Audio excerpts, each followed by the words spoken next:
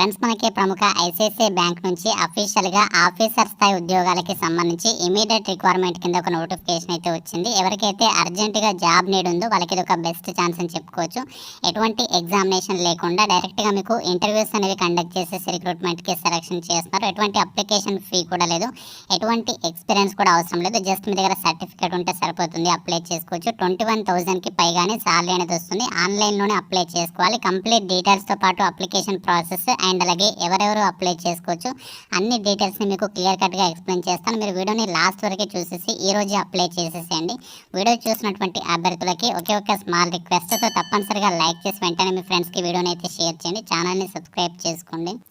Friends, ఇక్కడ job details చూసినట్లయితే ICICI బ్యాంక్కి సంబంధించి వాళ్ళ కెరీర్స్ పేజ్లోనే అఫీషియల్గా రిక్రూట్మెంట్ నోటిఫికేషన్ రిలీజ్ చేస్తారు. ఈ యొక్క రిక్రూట్మెంట్ ద్వారా ఫోన్ బ్యాంకింగ్ ఆఫీసర్కి సంబంధించినటువంటి జాబ్స్ని రిక్రూట్మెంట్ చేస్తున్నారు. ఈ యొక్క ఉద్యోగాలకి సెలెక్ట్ అయినటువంటి క్యాండిడేట్స్కి మన సొంత రాష్ట్రాల్లోనే ఐసిఐసిఐ బ్యాంకులు అయితే ఎక్కడైతే ఉంటాయో ఆ యొక్క ఐసిఐసిఐ బ్యాంక్కి సంబంధించినటువంటి లొకేషన్స్లోనే మీ సొంత ఊరిలోనే జాబ్ లొకేషన్ అనేది పొందేటువంటి అవకాశం అనేది ఉంటుంది.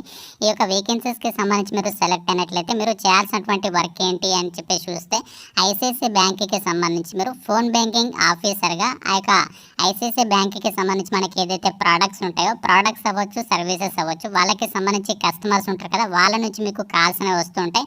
అండ్ అలాగే మీరు కూడా ఆ యొక్క సంస్థ రిక్వైర్మెంట్ బేస్ చేసుకుని వాళ్ళకి కాల్ చేయడము, ఈ యొక్క బ్యాంకింగ్కి సంబంధించి ప్రోడక్ట్స్ విషయంలో కానీ వీళ్ళ సర్వీసెస్కి సంబంధించినటువంటి ఏదైనా క్వెరీస్ వస్తే వాటిని సాల్వ్ చేయడము, ఈ యొక్క డ్యూటీస్ అనేవి పర్ఫామ్ చేయాలి. ఇక్కడ మనకి జాబ్ డీటెయిల్స్ కూడా క్లియర్గా ఇచ్చారు. అసలు ఈ యొక్క పొజిషన్ ఏంటి, మీరు చేయాల్సినటువంటి వర్క్ ఏంటి అని చెప్పేసి.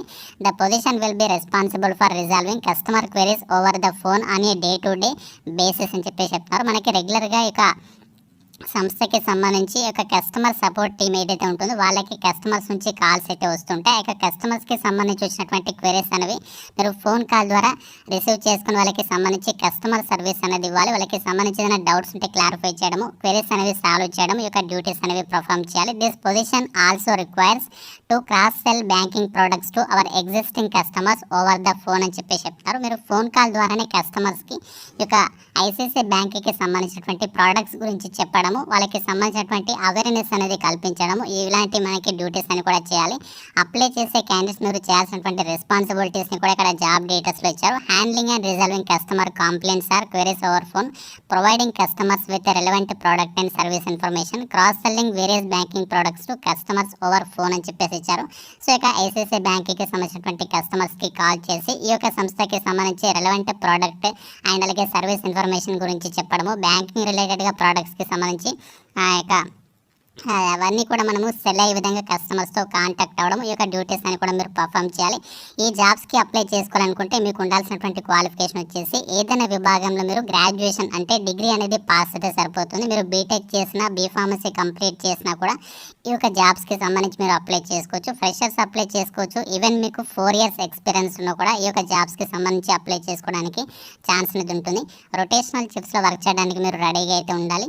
మీకు ఇంగ్లీష్ లాంగ్వేజ్కి సంబంధించి మంచి కమ్యూనికేషన్ స్కిల్స్ ఉండాలి. అండ్ అలాగే హిందీ లాంగ్వేజ్కి సంబంధించి కూడా మీకు మంచి కమ్యూనికేషన్ స్కిల్స్ అనేవి డెఫినెట్గా ఉండాలి అని చెప్పేసి జాబ్ డీటెయిల్స్లోనే క్లియర్గా అయితే ఇచ్చారు. సో ఈ విధంగా మనకి ఇక్కడ ఫోన్ బ్యాంకింగ్ ఆఫీసర్గా మీరు ఐసిఐసిఐ బ్యాంక్లో అయితే వర్క్ చేయాల్సి ఉంటుంది. అయితే ఈ జాబ్స్కి సెలక్షన్ అనేది ఎలా చేస్తారు అంటే, ఎవరైతే అప్లై చేస్తారో అప్లై చేసినటువంటి క్యాండిడేట్స్కి మీ రెజ్యూమ్ కనుక షార్ట్ చేసినట్లయితే మీకు ఇంటర్వ్యూ గురించి మీకు మెయిల్ అయితే పంపిస్తారు. ఇంటర్వ్యూ కనుక మీకు మెయిల్ వచ్చినట్లయితే మనకి పర్టికులర్గా మెన్షన్ చేసినటువంటి లొకేషన్కి వెళ్ళి కానీ లేదంటే మీరు ఆన్లైన్లోనే ఇంటర్వ్యూకి అటెండ్ అయ్యి కానీ రిక్రూట్మెంట్కి సెలెక్ట్ అయ్యేటువంటి ఛాన్స్ అనేది ఉంటుంది. ఎటువంటి ఎగ్జామినేషన్ అయితే ఉండదు, కేవలం మనకి ఇంటర్వ్యూ రౌండ్స్ ద్వారానే మిమ్మల్ని సెలెక్షన్ అయితే చేస్తారు. అయితే ఇప్పుడు ఈ యొక్క జాబ్స్కి సంబంధించి అప్లికేషన్ ప్రాసెస్ అయితే చూద్దాం. మీరు ఇక్కడ కిందికి స్క్రోల్ చేస్తే లాస్ట్లో అప్లై హియర్ అని చెప్పేసి కనిపిస్తుంది. సో దీని మీద క్లిక్ చేయండి. ఇక్కడ మీకు అప్లికేషన్ పేజ్ అనేది ఈ విధంగా అయితే ఓపెన్ అవుతుంది. మీరు ప్రీవియస్గా ఐసిఐసిఐ బ్యాంక్కి సంబంధించి వేరే జాబ్స్కి అప్లై చేసి ఉన్నట్లయితే ఆల్రెడీ మీకు అకౌంట్ అనేది ఉంటుంది కాబట్టి డైరెక్ట్గా మీ యొక్క యూజర్ నేమ్, పాస్వర్డ్ అనేది ఎంటర్ చేసి ఒక క్యాప్చా కోడ్ అనేది ఇక్కడ ఎంటర్ చేసేసి డైరెక్ట్గా మీరు లాగిన్ అయ్యి అప్లికేషన్ సబ్మిషన్ చేయొచ్చు. లేదు మీరు ఫస్ట్ టైం అప్లై చేస్తూ ఉన్నట్లయితే ఇక్కడ సైన్ అప్ అని చెప్పేసి అయితే రైట్ సైడ్లో కనిపిస్తుంది. సో ఇక్కడ మీరు సైన్ అప్ మీద క్లిక్ చేయాలి. ఇక్కడ సైన్ అప్ మీద క్లిక్ చేసినట్లయితే ఏంటంటే మనకి అప్లికేషన్ ఫామ్ అనేది ఓపెన్ అవుతుంది. సో అందులో మన డీటెయిల్స్ అని కూడా ఫిల్ చేసి సబ్మిషన్ చేయాలి. ఇక్కడ సైన్ అప్ మీద క్లిక్ చేస్తే మనకి ప్రొఫైల్ షీట్ అని చెప్పేసి ఈ విధంగా అయితే వస్తుంది. ఇక్కడ మనము first upload resume and personal డీటెయిల్స్కి సంబంధించినటువంటి డీటెయిల్స్ అనేవి ఫిల్ చేయాలి. రెజ్యూమ్ అప్లోడ్ చేసేసి పర్సనల్ డీటెయిల్స్ ఇవ్వాలి.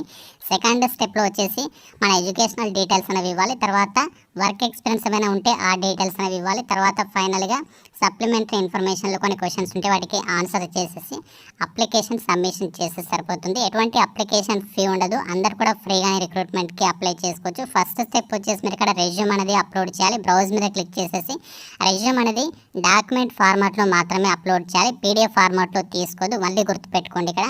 సో డాక్యుమెంట్ ఫార్మాట్లో మాత్రమే మీరు రెజ్యూమ్ అనేది అప్లోడ్ అయితే చేయాలి. పీడిఎఫ్ ఫార్మాట్లో అప్లోడ్ చేస్తే తీసుకోదు. నెక్స్ట్ ఇక్కడ పర్సనల్ డీటెయిల్స్లో మీ యొక్క శాలొటేషన్ సెలెక్ట్ చేసుకొని మీ యొక్క నేమ్ అండ్ అలాగే ఈమెయిల్ అడ్రస్ అండ్ అలాగే జెండర్ సెలెక్ట్ చేసుకొని డేట్ ఆఫ్ బర్త్ ఇచ్చిన తర్వాత ఒకవేళ మీకు పాన్ కార్డ్ నెంబర్ ఉంటే పాన్ కార్డ్ ఉంటే పాన్ నెంబర్ ఎంటర్ ఇచ్చేయండి. లేకుంటే ఇక్కడ అప్లైడ్ ఫర్ పాన్ అని చెప్పేసి సెలెక్ట్ చేస్తే సరిపోతుంది. ఒకవేళ పాన్ లేని వాళ్ళు తర్వాత మొబైల్ నెంబర్ అనేది ఎంటర్ చేసి ప్రొసీడ్ మీద క్లిక్ చేయాలి.